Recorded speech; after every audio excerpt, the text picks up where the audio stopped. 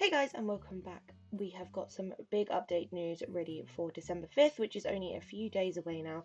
So the team on the 30th of November dropped a new sort of blog post kind of update patch thing, and it gave us some more information about the things that are coming in the update.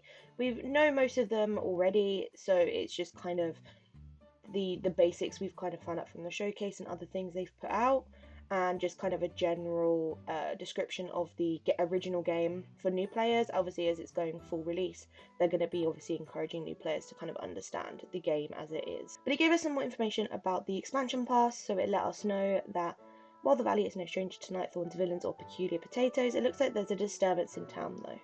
This time it is in the form of time anomalies and a hologram of Jafar. You'll start your new quest in this expansion with an investigation in the plaza, where you'll receive an invitation to visit Eternity Isle.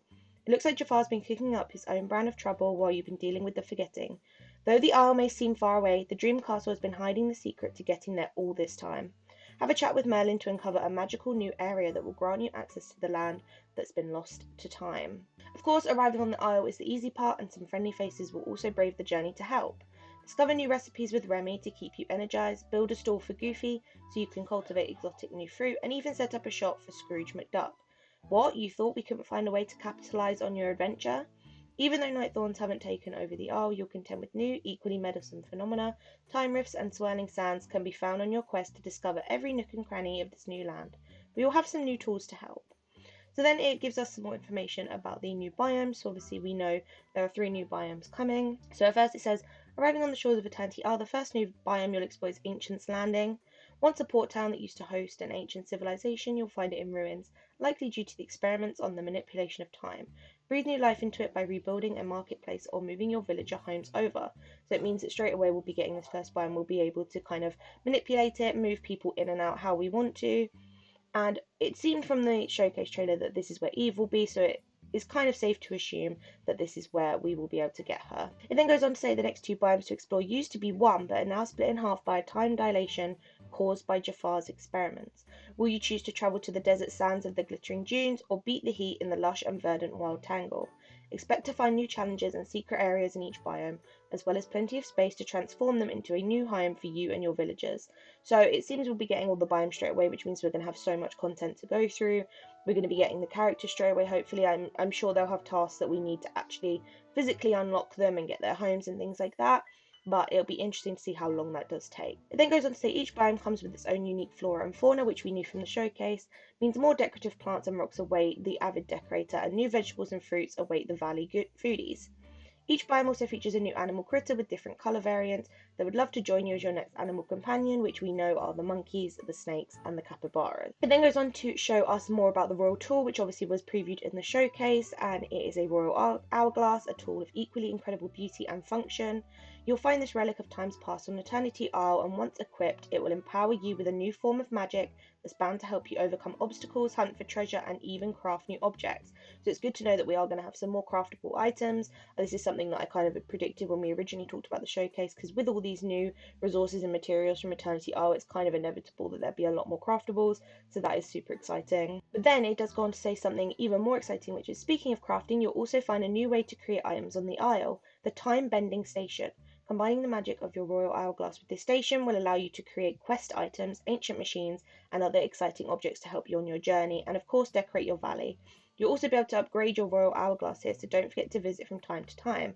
So it's really good to know that there will be a completely new crafting station for these new items, so it won't be on our traditional crafting bench we've been using so far in the valley. It'll be something completely new, which is really, really cool. It just kind of expands on it and makes it so that the craftable list on our original crafting bench isn't this huge, massive list of items that we need to try and get. It's going to be completely separate. Also, it is really cool to know that we can upgrade our royal hourglass here. Obviously, originally with our tools, we've been upgrading them by doing quests with Merlin and other villagers to kind of upgrade them to destroy the obstacles in our way as we're unlocking biomes. But it seems like this one will be slightly different, and there will be maybe resources we need to use to upgrade it, or certain quests we need to do, and it will be done from this crafting station. It then goes on to give us some more information about the ancient machines, which are obviously technology from the Isle's mysterious past, and it will increase our efficiency around the valley.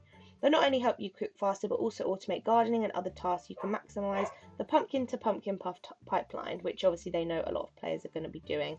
So next in the blog post we have a new adventure means new friends. Obviously this is just giving us some more details about the characters we know are coming. So it says, in addition to the familiar faces you'll encounter on your travels through the Isle, this expansion introduces a cast of new villagers to befriend and discover new stories with. So first, Eve joins you as the ever-watchful guardian of the Royal Hourglass. You'll need to gain her trust before she grants you access to it, and it's going to take more than a plant in a boot to win her over. Of course, with every villager in the valley, you'll unlock their own unique and exciting friendship quest storylines, and Eve's begins with a grand reunion with Wally. Now, this is super exciting. I know a lot of people are waiting until they can get Eve so they can do the whole introduction with Wally, but it's actually really lovely that it's going to be a set quest line that you're going to reintroduce them to each other, and I think this is going to be the most adorable questline ever, so I'm really excited to do that as soon as I can. While exploring Eternity Isle, you'll also discover Rapunzel and a very thirsty Gaston. Help one rediscover their love for painting and treat the other to a non-egg based meal. Doing so will give you another 2 new companions for the journey ahead. We'll leave it up to you to figure out who is who. So that shows us that Eve is kind of going to be that initial character we do have to kind of introduce to first to get hold of the Royal Hourglass and do that kind of introduction with Wally and everything, and then we can move on to the other characters. I know I will be going straight for Rapunzel and getting her first because she is my favourite Disney character, so I will be making sure to get her as soon as I can. It then gives us a briefing saying, while Act 1 in Disney Dreamlight Valley A Rift in Time will bring 3 new villages to play as valleys, you can expect additional characters to be added as the expansion story continues. There'll be 2 additional acts released in 2024, bringing new villages, stories and surprises. So we had that in our showcase. It showed us the roadmap and showed us how the expansion pass will be split into 3 sections going into next year, which I think is an amazing way to do it. It means that we won't blitz through the whole expansion pass too quickly. We have to wait for more updates. I think it is a really clever way to do it because it means we are going to have that additional content coming. I'm personally someone who, no matter if it's a game or a TV show or whatever, I will blitz through the whole thing in one go, and then I'll sit there thinking, oh, I really wish I had more, and you have to wait for more. So I think it's a good way to do it, to split it into these 3 sections alongside obviously the free updates we're going to get next year as well. It then gives us a brief description about Scramble Coin. Obviously this was shown in the showcase as just kind of an additional little mini game inside the game that comes with the expansion. So it says, new friends, places, critters and stories await you on Eternity Isle, but that's not all. We're introducing a brand new way to strengthen your friendships with your favourite villagers, Scramble Coin. This easy to learn but difficult to master board game can be played with your villagers, includes a wide range of Disney and Pixar characters as game pieces that ensure every game you play is unique. Collectors can also rejoice you'll be able to discover and craft new game pieces with their own attributes and abilities using the time bending station. So this is something we definitely didn't know from the showcase.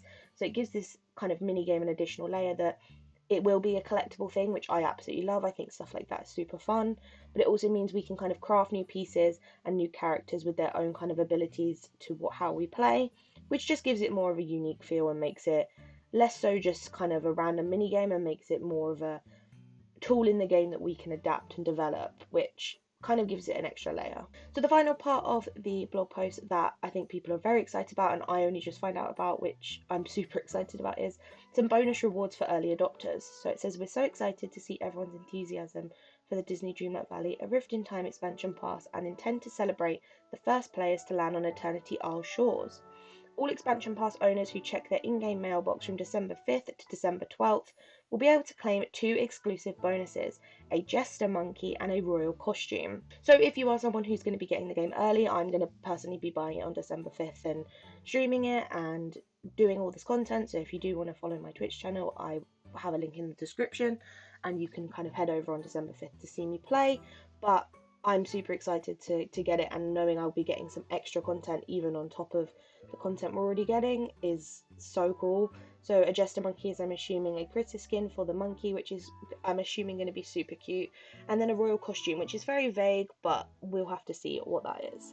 It also says, additionally, all players who check their in-game mailbox between December 5th and December 19th will be able to claim 2 more exclusive, a Dreamlight gaming chair and a Dreamlight Valley Saviour jacket.